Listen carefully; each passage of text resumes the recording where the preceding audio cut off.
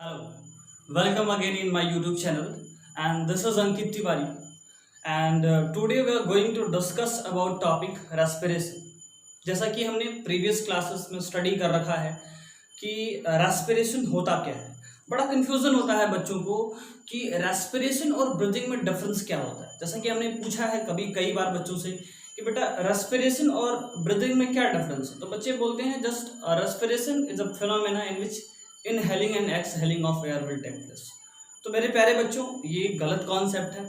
सही कॉन्सेप्ट क्या है रेस्पिरेशन के बारे में, ये ज़्यादा समझना ज़रूरी है हमारे लिए, बहुत ही इंपॉर्टेंट टॉपिक है।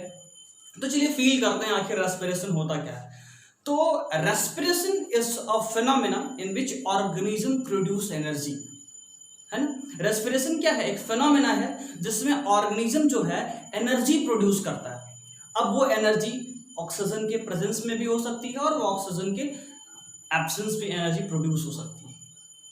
आखिर ये क्या मैकेनिज्म है, थोड़ा फील करते हैं। आपको याद होगा जब हम डाइजेशन चैप्टर पढ़ रहे थे, तो टॉपिक पढ़ रहे थे, तो उसमें डाइजेशन हुआ था, खाना एब्जॉर्ब हुआ था, एब्जॉर्ब होकर के वो ब्लड में गया था, ब्लड से उसके बाद वो कहाँ गया था, सेल में गया था। लेकिन वो फूड जो सेल में गया था, क्या उससे एनर्जी प्रोड्यूस हो गई होगी? आंसर है नहीं। तो फिर एनर्जी प्रोड्यूस कैसे होगी? तो उस सेल के अंदर हमें ऑक्सीजन की जरूरत पड़ती है एनर्जी को प्रोड्यूस कराने के लिए। और वो ऑक्सीजन मिलेगा कहाँ से? हम पहले ब्रीदिंग करेंगे, बाहर से ऑक्सीजन हमारे लंग्स में आता है, लंग्स से एक्सचेंज होता है, गैसेस एक्सचेंज होता है लंग्स से ब्लड के बीच में, और हमारे ब्लड में हीमोग्लोबिन पाया जाता है, जो हीमोग्लोबिन ऑक्सीजन से कंबाइन होकर के ऑक्सी हीमोग्लोबिन बनाता है, और वो हीमोग्लोबिन कैरी करके उस ऑक्सीजन को सेल तक ले जाता है, और उस सेल में ऑक्सीजन की जो ज़रूरत होती है वो पूरी की जाती है, और हमारा फूड उस ऑक्सीजन के प्रेजेंस में कंबस्शन होता है, वो बर्न होता है, और उसके बाद एनर्जी प्रोड्यूस होती है। तो ये पूरा मैकेनिज्म है एनर्जी के प्रोड्यूस कराने का। तो एक्चुअली क्या होता है रेस्पिरेशन, क्लियर है? ये एक फिनोमेना है, सिंपल एक टर्म में, एक सिंगल वर्ड में समझें तो रेस्पिरेशन एक ऐसी फिनोमेना है जिसमें हम क्या करते हैं, जिसमें एनर्जी प्रोड्यूस कराते हैं। अब एक ऐसा प्रोसेस रेस्पिरेशन का जो सभी के अंदर कॉमन होता है। तो अगर रेस्पिरेशन को डिफाइन करें तो सिंपली बोलते हैं it is a phenomena in which organism produce energy by using food. और फूड के फॉर्म में क्या है हमारा, ग्लूकोज। जहां तक आपको याद होगा मैंने कहा था कि कार्बोहाइड्रेट ब्रेक होता है तो ग्लूकोज बनता है, प्रोटीन ब्रेक होता है तो अमीनो एसिड बनता है, और फैट जब ब्रेक होता है तो फैटी एसिड और ग्लिसरॉल बनता है। लेकिन हमें कौन सा component of food instant energy देता है? तो आंसर है कार्बोहाइड्रेट, जो कि ग्लूकोज बनाता है और इंस्टेंट एनर्जी देता है। इसीलिए हम अपने फूड में कार्बोहाइड्रेट की मात्रा ज़्यादा रखते हैं, क्योंकि मेरे को सबसे ज़्यादा इंस्टेंट एनर्जी की ज़रूरत होती है। प्रोटीन हमारे बॉडी का बिल्डिंग मटेरियल होता है, और फैट जो होता है वो रिजर्व फूड होता है। इमरजेंसी कंडीशन में जब हमारे बॉडी में भोजन नहीं रहता है, या बॉडी में जब ग्लूकोज की अवेलेबिलिटी नहीं होती है, तब वही स्टोर फैट बॉडी का ब्रेक होता है, और ब्रेक होकर के ग्लूकोज बनाता है, और उस ग्लूकोज को हम यूज करते हैं एनर्जी को प्रोड्यूस कराने के लिए। एक फिनोमेना है, एक प्रोसेस है जो कि सभी लिविंग ऑर्गेनिज्म के अंदर कॉमन होता है। वो क्या होता है मैं आपको बताता हूं। ग्लूकोज जो होता है वो ग्लूकोज पहले कन्वर्ट होता है पायरुविक एसिड में। ग्लूकोज का केमिकल फार्मूला होता है C6H12O6। क्या होता है? C6H12O6, जो कि पायरुविक एसिड में कन्वर्ट होता है। इस प्रोसेस को हम ग्लाइकोलिसिस कहते हैं। क्या कहते हैं बच्चों? ग्लाइकोलिसिस कहते हैं। और ये जिस जगह पे होता है सेल के अंदर, उसको हम साइटोप्लाज्म कहते हैं। और ये सभी लिविंग ऑर्गेनिज्म के अंदर कॉमन हो, चाहे वो उसके अंदर एरोबिक रेस्पिरेशन हो रहा हो, चाहे एनारोबिक रेस्पिरेशन हो रहा हो, चाहे फर्मेंटेशन हो रहा हो, not matter here. Pyruvic acid का केमिकल फॉर्मूला होता है CH3COOH। अब ये पायरुविक एसिड अगले 3 स्टेप में जाता है। अगर हमारे सेल में ऑक्सीजन की कमी हो, जैसे अगर हम दौड़ रहे हैं तो हमारे सेल को डिमांड ऑफ ऑक्सीजन ज़्यादा है, और डिमांड ऑफ ऑक्सीजन ज़्यादा है जबकि सप्लाई क्या है, अगर कम होती है। डिमांड ऑफ ऑक्सीजन ज़्यादा और अगर सप्लाई क्या है, कम है, तो हमारा जो सेल है वो क्या करता है, हमारा सेल एनर्जी को क्या करता है, प्रोड्यूस कराने के लिए ऑक्सीजन के एब्सेंस में, किसके एब्सेंस में, ऑक्सीजन के एब्सेंस में एनर्जी को प्रोड्यूस कराने की कोशिश करता है, और उस फिनोमेना को हम एनाएरोबिक रेस्पिरेशन कहते हैं।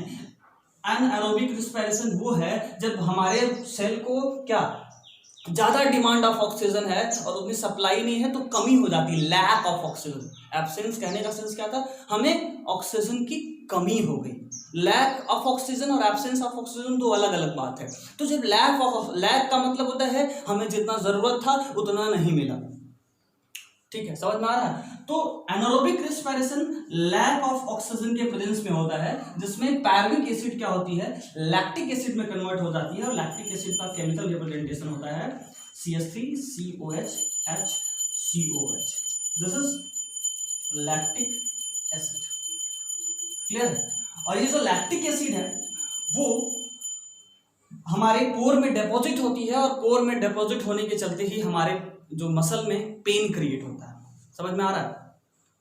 तो लैक्टिक एसिड बन चुका है हमारे किसमें, मसल्स के अंदर। कब, जब हमारे जो है सेल को जितना डिमांड ऑफ ऑक्सीजन था उतना हमें जब नहीं मिल पाया, तो जो हमारा सेल है वो लैक ऑफ ऑक्सीजन में रेस्पिरेशन करने का जो है दुस्साहस किया, और जब उसने ये प्रोसेस किया तो उसने जो है लैक्टिक एसिड बनाया और साथ में 2 ATP बनाता है, ठीक है। ATP is what, it is just currency of energy. पहले तो एनर्जी प्रोड्यूस होती है और जो एनर्जी निकलती है उसको हमारा सेल फिर उसको ATP में कन्वर्ट कर देता है, ठीक है। तो ये एनारोबिक रेस्पिरेशन का फिनोमेना होता है। एक होता है एब्सेंस ऑफ ऑक्सीजन में। एब्सेंस ऑफ ऑक्सीजन में जो है वो फर्मेंटेशन होता है, और फर्मेंटेशन में क्या होता है कि ये जो ग्लूकोज है वो कन्वर्ट होता है CH3CH2OH यानी कि इथाइल एल्कोहल में, और कार्बन डाइऑक्साइड गैस रिलीज करता है और मात्र 2 ATP बनाने में सक्षम होता है। क्योंकि किसी भी चीज का जब कंप्लीट कंबस्शन नहीं होता है तो बहुत small amount of energy release होती है, ठीक है। तो फर्मेंटेशन जो होता है वो ईस्ट करता है। आप देखे होंगे ईस्ट के अंदर फर्मेंटेशन होता है। आप डफ देखे होंगे जलेबी का, या फिर जो ब्रेड बनने वाला डफ होता है उसमें फर्मेंटेशन का फिनोमेना होता है, और वो कार्बन डाइऑक्साइड गैस के चलते ही वो डफ फ्लफी हो जाता है ना। और एनारोबिक रेस्पिरेशन हमारे जो है मसल्स के अंदर और बैक्टीरिया के अंदर पाया जाता है ना। मसल्स के अंदर और बैक्टीरिया के अंदर, किसके अंदर, मसल्स के अंदर और बैक्टीरिया के अंदर एनारोबिक रेस्पिरेशन होता है, ठीक है। यानी कि लैक ऑफ ऑक्सीजन में होता है, और बहुत स्मॉल अमाउंट ऑफ एनर्जी क्या होती है यहाँ से रिलीज होती है। और सबसे बड़े मजे की बात है कि हमारे पोर के अंदर ये डिपॉजिट हो जाता है, और कहते हैं कि पैर दर्द करने लगा, हमारा हाथ दर्द करने लगा। तो होता क्यों है ये समझ में आ रहा है, ठीक है।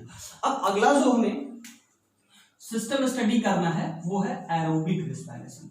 एरोबिक रेस्पिरेशन का मतलब होता है प्रेजेंस ऑफ ऑक्सीजन में रेस्पिरेशन करना। एरोबिक रेस्पिरेशन मतलब ऑक्सीजन के प्रेजेंस में रेस्पिरेशन होता है, और ऑक्सीजन जब सफिशिएंट मिलता है, क्योंकि ऑक्सीजन एक ऐसी गैस होती है जो बर्निंग में हेल्प करती है, तो ग्लूकोज का कंप्लीट ऑक्सीडेशन हो जाता है। और जब ग्लूकोज का कंप्लीट ऑक्सीडेशन होता है तो 6 कार्बन डाइऑक्साइड, ठीक है, उसके बाद 6 वाटर, 6 H2O और 673 किलो कैलोरी एनर्जी, यानी कि 673 किलो कैलोरी एनर्जी रिलीज होती है। अब इस एनर्जी को ATP में कन्वर्ट किया जाता है, ठीक है। चलिए समझते हैं कैसे होता है। मेरे प्यारे बच्चों, एक ATP बनाने में 7.3 किलो कैलोरी एनर्जी या 30.5 किलो जूल पर मोल एनर्जी की जरूरत पड़ती है, ठीक है। अब हमारे पास एनर्जी तो निकली थी 673 किलो कैलोरी, लेकिन इसकी इफिशिएंसी 40 to 45% होती है, इसलिए ये मात्र 38 ATP बना पाता है। कितना ATP बना पाता है? 38 ATP बना पाता है। ये करेंसी ऑफ एनर्जी है। ऐसा समझिए कि एक किसान है, खेती किया, गेहूं पैदा किया, तो गेहूं से तो सब कुछ खरीद ही सकता, गेहूं से कार तो खरीदेगा नहीं, तो उस गेहूं को बेच करके पैसा अपने पास रखता है, और फिर उससे वो चाहे तो क्या कर सकता है, कार खरीद सकता है, बाइक खरीद सकता है, ट्रैक्टर खरीद सकता है। उसी तरह से हमारे सेल के अंदर जब एनर्जी प्रोड्यूस होती है तो उस एनर्जी से करेंसी ऑफ एनर्जी बनाई जाती है, जिसको ATP कहते हैं।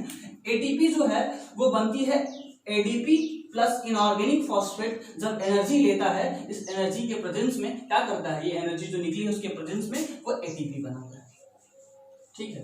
तो ये पूरा प्रोसेस जो देखा आपने वो रेस्पिरेशन का प्रोसेस है और ये पूरा फ्लो चार्ट है। पूछा जाता है कौन सा प्रोसेस सभी लिविंग बीइंग के अंदर कॉमन है, तो वो है glycolysis is a phenomena which is common into the all living organism. ठीक है। उसके बाद ग्लाइकोलिसिस के बाद बनता क्या है, 2 मॉलिक्यूल ऑफ पायरुविक एसिड बनता है, क्योंकि एक ग्लूकोज का मॉलिक्यूल 6 कार्बन का है और पायरुविक एसिड 3 कार्बन का है, इसलिए 2 ATP बनती है। अच्छा 2 पायरुविक एसिड बनती है। अब ये 2 पायरुविक एसिड जो बनती है वो अगले 3 प्रोसेस में जा सकती है। अगर ऑक्सीजन के लैक में जाती है, यानी ऑक्सीजन की कमी में जाती है, ठीक है, तो उसको बोलते हैं हम लोग एनारोबिक रेस्पिरेशन। अगर ऑक्सीजन के एब्सेंस में जाती है तो उसको फर्मेंटेशन बोलते हैं, और अगर ऑक्सीजन के प्रेजेंस में होती है तो उसको क्या बोलते हैं हम लोग, उसको बोलते हैं एरोबिक रेस्पिरेशन। तो ये चीज हम ऑलरेडी प्रीवियस लेक्चर में पढ़ चुके हैं, लेकिन चूंकि वो हमारा कॉपी पे लिखा हुआ था आपको फील नहीं आया होगा, इसलिए मैंने फिर से आप लोगों के लिए चीजें अरेंज किया है ना। तो इस लॉकडाउन में आप लोग अच्छे से पढ़ते रहिए और हमारी पूरी कोशिश रहेगी कि हम हर एक बात को आपको समझा पाएं, और जो ना समझ में आए प्लीज आप कमेंट करके मेरे से पूछते रहिए, ठीक है। तो चलिए आगे बढ़ते हैं। This is about what, this is about a respiration. अब हम सीखेंगे कि कौन कौन से ब्रीदिंग ऑर्गन होते हैं, कौन कौन से ब्रीदिंग ऑर्गन होते हैं हमारे बॉडी में जो कि गैसेस एक्सचेंज में हेल्प करते हैं, और ब्रीदिंग क्या होता है, ठीक है। तो चलिए देखते हैं। So breathing organ in different living organism में पहला जो कंडीशन है, अगर मैं ह्यूमन बीइंग की बात करता हूँ, ह्यूमन बीइंग की बात करता हूँ, तो ह्यूमन जो है वो किससे गैसेस एक्सचेंज करता है, लंग्स के थ्रू एक्सचेंज करता है। किससे एक्सचेंज करता है बच्चों, लंग्स के थ्रू वो गैसेस एक्सचेंज करता है। और अगर हम बात करते हैं फ्रॉग की, बड़ी मजेदार की बात है, फ्रॉग को सब कुछ मिला हुआ है। फ्रॉग जो होता है, अगर वो रेनी सीजन यानी रेनी सीजन में उसके लिए सबसे फेवरेबल कंडीशन होती है, तो उस समय वो जो है गैसेस एक्सचेंज लंग्स से करता है मेरे बच्चों। किससे करता है, लंग्स से करता है, और ये उसके लिए फेवरेबल कंडीशन होता है। 4 महीने खाता है, 8 महीने सोता है, ठीक है। और उसका जो टंग होता है और अंगुरिया चाकू की तरह होता है, ऐसे निकलता है, सारा खाना खाता है और पेट में चला जाता है। उसकी जो टंग होती है उसमें कोई टेस्ट बड नहीं पाई जाती, ठीक है। तो रेनी सीजन में वो क्या करता है, लंग्स से सांस लेता है। जब वो टैडपोल होता है, क्या होता है, टैडपोल होता है। जब वो टैडपोल होता है बच्चों, तो वो सांस किससे लेता है, वो गिल्स से सांस लेता है। क्यों, क्योंकि वो वाटर में पाया जाता है, मछलियों के साथ अपना जीवन यापन कर रहा होता है। जब वो हाइबरनेशन और एस्टिवेशन यानी कि हाइबरनेशन और एस्टिवेशन में जाता है। हाइबरनेशन का मतलब होता है विंटर में इनएक्टिविटी, और एस्टिवेशन का होता है समर में इनएक्टिविटी। तो विंटर और समर सीजन में बेचारा एक किसी जगह जाके छिप जाता है और जितनी भी स्टोर एनर्जी होती है उसी से अपना काम चलाता है, और उस समय जो वो गैसेस एक्सचेंज करता है वो स्किन से करता है, मॉइस्ट स्किन से करता है, ठीक है। बातें फील आ रही हैं, ओके। तो ये रहा फ्रॉग के बारे में। तीसरा, अगर हम कॉकरोच के बारे में बात करें या फिर इंसेक्ट्स के बारे में बात करें, तो वो लोग जो है अपना गैसेस एक्सचेंज स्पाइरकल से करते हैं। किससे करते हैं, स्पाइरकल से करते हैं। जैसे हमारे नाक में ये जो नेजल ओपनिंग है जिसको नॉस्ट्रिल कहते हैं, उसी तरह से कॉकरोच के अंदर जो है उसकी जो गैसेस ओपनिंग होती है उसको स्पाइरकल्स कहते हैं, और वो जो सांस लेता है वो ट्रैकियल ट्यूब से लेता है। किससे लेता है, ट्रैकियल ट्यूब से सांस लेता है। ट्रैकियल ट्यूब एक पाथ है जिससे उसकी हवा उसके बॉडी में जाती है, और नॉस्ट्रिल जिस तरह से हमारा है उस तरह से उसका स्पाइरकल्स होता है, और ट्रैकियल ट्यूब हमारा जो पूरा रेस्पिरेटरी सिस्टम है, जैसे नेजल चैम्बर, फिर फेरिंग्स, फिर लैरिंग्स, फिर trachea, tracheoles, bronchi, bronchioles, alveoli, अभी जो है गैसेस एक्सचेंज लंग्स के सारे पाथ के बारे में हम डिस्कस करेंगे। लेकिन अभी हम ये जानते हैं कि जो है इंसेक्ट के अंदर कैसे जो है गैसेस एक्सचेंज होता है। तो स्पाइरकल से जो है गैसेस एक्सचेंज होता है इंसेक्ट के अंदर। अगला आता है फ्रेंड, फार्मर फ्रेंड, जिसका नाम है, बोलिए, अर्थवर्म। तो मेरे प्यारे बच्चों, अर्थवर्म जो होता है वो मॉइस्ट स्किन से, किससे, मॉइस्ट स्किन से सांस लेता है, ओके। अब हम अगर बात करते हैं 5वें अद्भुत प्राणी के बारे में, तो वो हो जाता है, कौन बताइए, वो हो जाता है जैसे बर्ड हो गई, ठीक है। तो बर्ड जो होता है वो किससे सांस लेती है, वो भी लंग्स से सांस लेती है। अगर हम बात करते हैं फिश के बारे में, फिश मतलब मछली जी, तो फिश के बारे में जो है, जो फिश होती है वो गिल्स से सांस लेती है, ठीक है। तो ये कुछ गैसेस एक्सचेंजिंग ऑर्गन हो गए। अगर मैं बात करता हूँ लोअर ऑर्गेनिज्म, जैसे अमीबा हो गया, ठीक है, अमीबा हो गया या फिर हाइड्रा हो गया, है ना, ये लोग अपना गैसेस एक्सचेंज जो है वो बॉडी सरफेस से करते हैं। अमीबा हाइड्रा अपना गैसेस एक्सचेंज बॉडी सरफेस से करते हैं। और अगर बात करते हैं प्लांट के अंदर, तो प्लांट बेचारा अपना गैसेस एक्सचेंज दिन में तो स्टोमेटा से कर लेता है, लेकिन दिन रात 24 घंटा उसके अंदर ओपनिंग पाई जाती है, जैसे हम स्पायरकल्स कहते हैं। क्या कहते हैं? स्पायरकल कुछ ऐसी होती है जैसे हमारी नाक होती है, नाक हमेशा खुली होती है, और मुंह जब इमरजेंसी कंडीशन आता है तब सांस लेते हैं करके, लेते हैं ना, लेते हैं। तो उस समय जो है हम अगर प्लांट है तो स्टोमेटा से दिन में सांस लेता है, और स्पायरकल्स हमेशा उसके अंदर गैसेस एक्सेस करता है, ठीक है, जिसको हम यानिंग कहते हैं ना, कि जब ऑक्सीजन की डिमांड बॉडी को ज्यादा होती है और बेचारा नाक उतना ऑक्सीजन नहीं सप्लाई कर पाता तो मुंह खोल के सांस लेते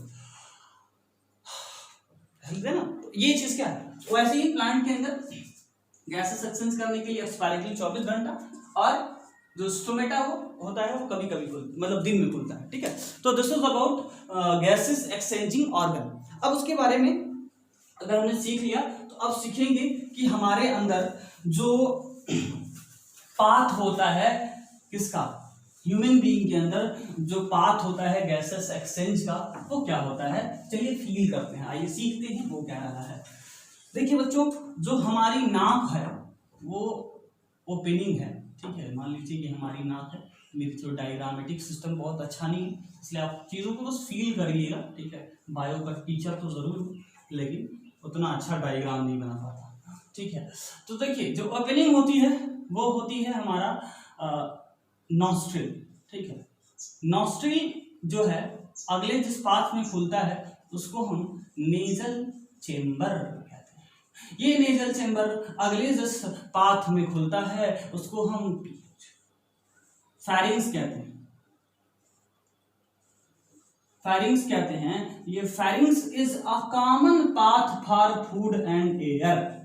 अब एक बात बताइए, अब जब आप एक चौराहे पे पहुंचते हैं तो क्या होता है, चौराहे पे मान लीजिए इधर से भी बड़ी तेजी से गाड़ी जा रही है और उधर से बड़ी तेजी से गाड़ी आ रही है, आप क्या करेंगे, ट्रैफिक सिग्नल लगा हुआ होता है तो एक तरफ लोगों को रोक दिया जाता है, दूसरी तरफ जाते हैं। मान लीजिए किसी तरह से किसी दिन ट्रैफिक सिग्नल फेल हो गया तो क्या होता है, आराम से लड़ते हैं लोग और डिलीट हो जाते हैं धरती पर से, है ना। ऐसा ही कुछ यहाँ होता है।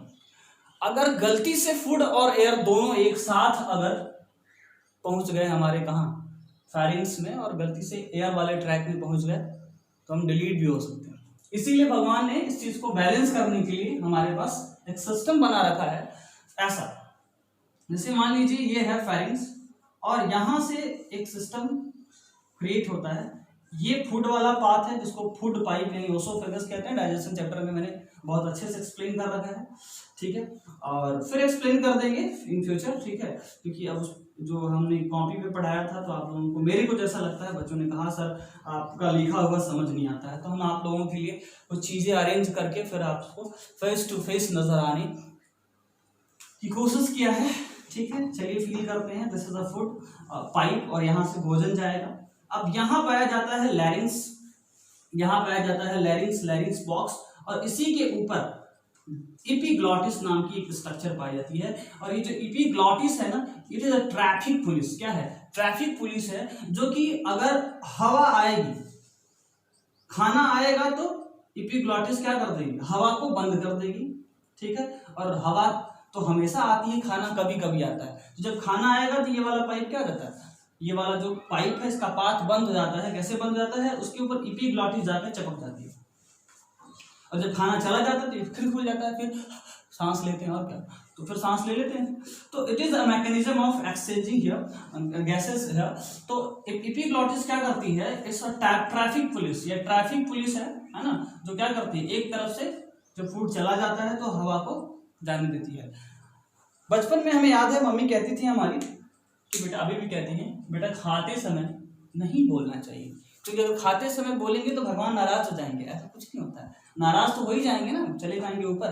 तो क्योंकि भाई ऑब्वियस सी बात है, अगर आप खाना खा रहे हैं और गलती से खाना चला गया हवा वाले पाइप में तो बड़ी तेजी से खांसी आएगी और बहुत तेजी से उस पाथ में रुकावट होगी और खाना अगर ब्रेन में चला गया तो आपको प्रॉब्लम क्रिएट कर सकता है, ठीक है। तो इसीलिए अब जब एपिग्लॉटिस से ये चला जाता है ट्रैकिया में, ठीक है, एपिग्लॉटिस से जाता है लैरिंग्स के अंदर और उसके बाद जो है जो देख रहे हैं एपिग्लॉटिस एक पाथ है, उसके बाद वो चला जाता है लैरिंग्स, लैरिंग्स के बाद चला जाता है ट्रैकिया में, ठीक है, ट्रैकिया के बाद चला जाता है ट्रैक्यूल में, है ना, ट्रैक्यूल्स में, ट्रैक्यूल्स के बाद चला जाता है ब्रोंकाई में, है ना, ब्रोंकाई के बाद चला जाता है ब्रोंक्यूल्स में, ठीक है, कहाँ चला जाता है ब्रोंक्यूल्स में, और उसके बाद जो हमारा ट्रू लंग्स होता है उसको हम एल्वियोली कहते हैं, यानी एल्वियोलाई कहते हैं। अब जैसे देखिए हम इसको थोड़ा सा और खूबसूरत बनाने की कोशिश करते हैं, बनाएंगे कितना खूबसूरत बनाएंगे की कोशिश करता हूँ। तो ये देखिए जो आपका लेफ्ट वाला लंग्स होता है, इधर वाला, ये लेफ्ट है और ये राइट है, इधर वाला थोड़ा बड़ा होता है और राइट वाला लंग्स थोड़ा छोटा होता है, उल्टा बोल दिया, लेफ्ट वाला छोटा होता है और राइट वाला बड़ा होता है। कौन वाला छोटा? लेफ्ट वाला छोटा और राइट वाला बड़ा। ऐसा क्यों? शंकर भगवान जब शरीर बना रहे थे तो हार्ट को रखने का जगह नहीं मिल रहा था, तो जब जगह नहीं मिल रहा था तो जो लेफ्ट वाला लंग्स था वो उसको थोड़ा छोटा बनाया, ऐसे बनाया और यहाँ एक नॉच छोड़ दिया जिसको मीडियस्टर्नम कहते हैं, यहाँ बेचारे हार्ट को जगह दिया गया। और ये जो देख रहा है, ये जो राइट वाला लंग्स है उसका 3 हिस्सा होता है, लेफ्ट वाले का 2 ही हिस्सा होता है, जो खाली जगह बच जाता है उसी में हार्ट जाके चपक जाता है, ठीक है। और ये सारा चीज हमारे रिब केज में पाया जाता है। हमारे रिब केज कुल 12 पेयर होते हैं। रिब केज, रिब मतलब ये जो देख रहे हैं हड्डियां, हड्डियों का ढांचा, केज मतलब होता है क्या? पिंजरा, उसी में ये लोग बंद रहते हैं ताकि बाहर से अगर कोई चोट भी पहुंचाने की कोशिश करे तो बहुत जो है सॉफ्ट ऑर्गन होते हैं, इनको कोई दिक्कत ना हो, ठीक है, समझ में आ रहा है। तो अब एल्वियोलाई जो होता है वो ट्रू लंग्स होता है जहां से हमारा गैसेस एक्सचेंज होता है। और यहाँ जैसे ही हमारा, अच्छा एक चीज और जान लीजिए, हमारा लंग्स की बनावट ऐसी होती है कि उसका वॉल्यूम, टेनिस का जो पूरा जो रैकेट होता है, टेनिस का जो कोर्ट होता है, रैकेट नहीं जो कोर्ट होता है, उतना बड़ा हमारा, इतना छोटा सा लंग उतना बड़ा वॉल्यूम क्रिएट करता है क्योंकि इसका स्ट्रक्चर ही ऐसा बनाया गया होता है। तो टेनिस के कोर्ट के बराबर हमारे जो है लंग्स का वॉल्यूम होता है। और जो एल्वियोलाई होती है वहाँ लंग्स और ऐसे फाइन फाइन जो है वेसल्स पाई जाती हैं जो कि गैसेस एक्सचेंज करती हैं, और वो जो ऑक्सीजन है वो खून में चला जाता है, यानी ब्लड में चला जाता है। और ब्लड में एक रिक्शे वाला पाया जाता है जिसका नाम है हीमोग्लोबिन, और वो हीमोग्लोबिन जब ऑक्सीजन से कंबाइन होता है तो बनाता है ऑक्सी हीमोग्लोबिन। और ये ऑक्सी हीमोग्लोबिन चला जाता है सेल में। सेल को ऑक्सीजन की बड़ी जरूरत होती है, सेल बेचारा ऑक्सीजन को लेता है और ऑक्सीजन को लेकर के ग्लूकोज को पकड़ करके और एरोबिक रेस्पिरेशन कराता है, और उसमें से 673 किलो कैलोरी एनर्जी निकलती है। और जब वो एनर्जी निकल जाती है तब उसको 38 एटीपी में कन्वर्ट कर दिया जाता है। और अगर दुर्भाग्यवश जितने ऑक्सीजन की जरूरत थी अगर उतना ऑक्सीजन नहीं मिलता है तो हमारा सेल एनाएरोबिक रेस्पिरेशन करता है और लैक्टिक एसिड बनाता है और मात्र 2 एटीपी रिलीज करता है। So this is a what? This is a all about respiratory tract यानी respiratory path, जिसमें ये सब पाथ हैं और मेन काम, इसको ट्रू लंग बोलते हैं और इसको respiratory tract बोलते हैं। बातें फील आ रही है कि मैं खाली ऐसे ही टर्मिनेटरी ला जा रहा हूँ? आ रही हो तो कमेंट करके जरूर बताइएगा। चलिए आज के लिए इस लेक्चर में इतना ही, फिर मिलेंगे अगले वीडियो में एक नई शुरुआत, एक नए दिशा और नए जोशो जुनून के साथ। तब तक के लिए